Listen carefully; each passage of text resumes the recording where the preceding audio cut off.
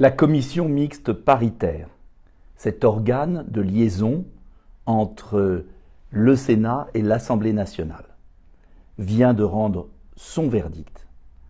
Le message est clair, le gouvernement a piégé la majorité sénatoriale. En définitive, les sénateurs qui avaient voté un projet différent, en contestant les modalités, mais pas le principe, ont cru pouvoir infléchir le gouvernement et en fin de compte, le compromis est foireux. Certes, il y a quelques avancées ou quelques améliorations de ce funeste projet, mais sur les zones extérieures, les terrasses et sur les moins de 18 ans, eh bien, les sénateurs ont reculé. Cela veut dire que dans la vie, les compromis ne permettent jamais d'avancer quand les projets sont scélérats. La majorité sénatoriale a donc abdiqué. Elle avait la possibilité de voter non contre ce texte. Elle aurait pu retarder, il y aurait eu une nouvelle lecture à l'Assemblée, le gouvernement aurait été piégé. Eh bien non. La majorité sénatoriale, LR, a failli. D'ailleurs, d'une manière générale, je veux saluer les quelques résistants des Républicains qui ont voté contre. Il y en a eu 22 au Sénat, contre 111 qui ont voté pour. Et il y en a eu 33, je regarde mes chiffres, à l'Assemblée nationale, mais il n'y avait que 56 présents sur 105 des députés républicains.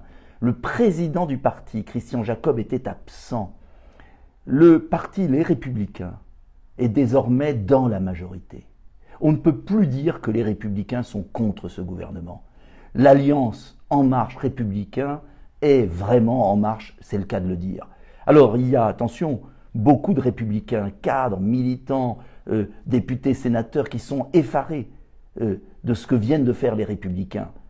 Les républicains ne sont plus dignes de gouverner, ne sont plus dignes d'être l'opposition. Je les invite à nous rejoindre.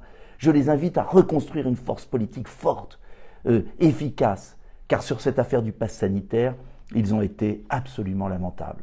Maintenant, il n'y a plus de contre-pouvoir. Maintenant, seul le Conseil constitutionnel peut bloquer le pass sanitaire. Seul le Conseil constitutionnel.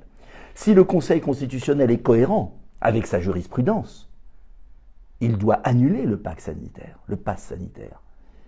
Pour être clair, souvenez-vous de cette jurisprudence récente où des terroristes islamistes sortant de prison, la majorité avait demandé qu'ils aient un bracelet électronique, avait voté une loi pour cela, pour 1 an, et le Conseil constitutionnel avait censuré pour atteinte aux libertés. Alors, si les non-vaccinés ont moins de droits que des terroristes condamnés à de la prison pour 10 ans, alors qu'on m'explique. Donc, j'ai encore l'espoir que le Conseil constitutionnel annule ce pass sanitaire.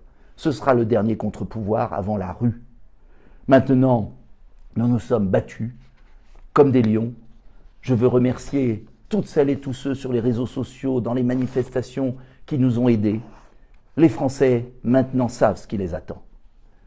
Ségrégation institutionnalisée, liberté d'aller et venir entravée, fraternité cassée en dressant les uns contre les autres, et tout cela sans aucune efficacité contre le virus, puisqu'on sait de plus en plus que la vaccination n'empêche pas de transmettre, et de surcroît, l'on sait qu'il y a d'autres manières de lutter. Je répète, les frontières, les soins, les lits, le séquençage, les purificateurs d'air, tout ce que je n'ai cessé de proposer depuis des mois.